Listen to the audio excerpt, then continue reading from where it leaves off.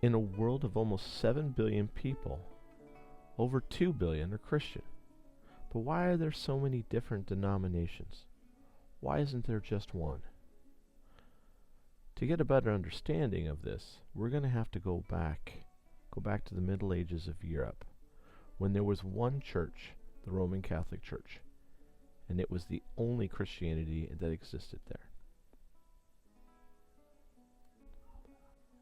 In this presentation, we're going to be talking about the corruption that started to surface during the Middle Ages, the influence of the French king Philip IV, a division within the clergy, and people such as John Wycliffe, Jan Hus, and Savonarola, who were looking to reform the church.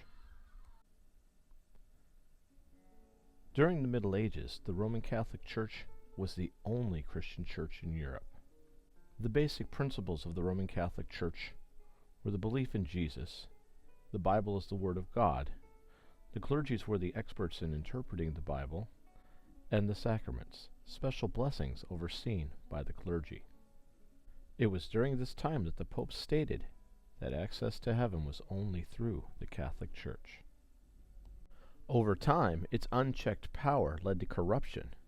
Many of the popes had used excommunication to try to control the monarchs.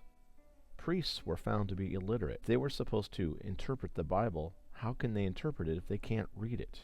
When becoming a member of the clergy, you take a vow of chastity to abstain from sex. Many were aware that some bishops, cardinals, and even some popes had broke their vow of chastity and had fathered children. Many believed that the clergy should dedicate their lives to poverty. With the influx of money coming in from every person in Europe, it was hard to avoid the temptation of greed. Another problem that arose from the Middle Ages was the selling of indulgences. Indulgences were forgivenesses of sin. One could simply give the church some money to be forgiven of a sin.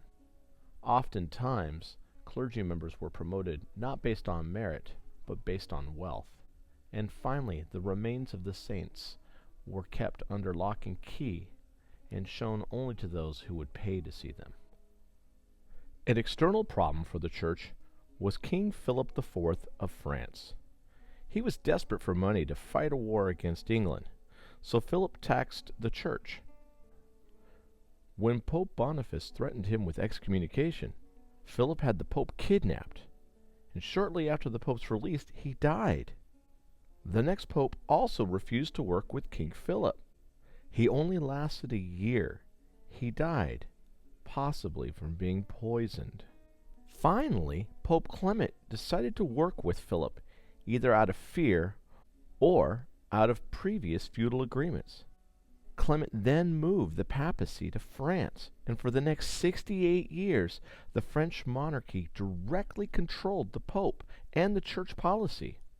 This upset people and monarchs of the rest of Europe. After 68 years and 7 popes appointed by French cardinals, the cardinals of Rome sought to fix the problem by appointing a new pope. Not to be outmaneuvered, the French cardinals appointed their own pope. There could only be one pope, right? Both popes were in for a bitter fight for control of the church. They even excommunicated each other. To add to the confusion, a third pope was elected by cardinals of Pisa. That's right, 3 popes. This bitterly divided Europe and severely damaged the reputation of the church. During the papal schism, there were reformers who were criticizing the church. One of them was an Oxford professor in England named John Wycliffe. Now, Wycliffe believed that you could achieve salvation by reading the Bible, that the clergy and the sacraments were unnecessary. Wycliffe was directly attacking the foundations of the church. So Wycliffe started translating the Bible from Latin into English. Those who followed Wycliffe were called the Lollards. They were rounded up and arrested. Many died in jail or were burned at the stake. So upset was the church that even after Wycliffe's death, they dug up his body and burned it at the stake. Another critic of the church was a man named Jan Hus. He lived in an area called Bohemia. He openly criticized the affluence and wealth of some clergy members within the church. He also complained that the services were in Latin, though the people he ministered to only spoke Czech. Lastly, he felt indulgences were corrupting the church, that people who were rich shouldn't be able to buy their way into heaven. He was arrested and convicted of heresy. They burned him at the stake.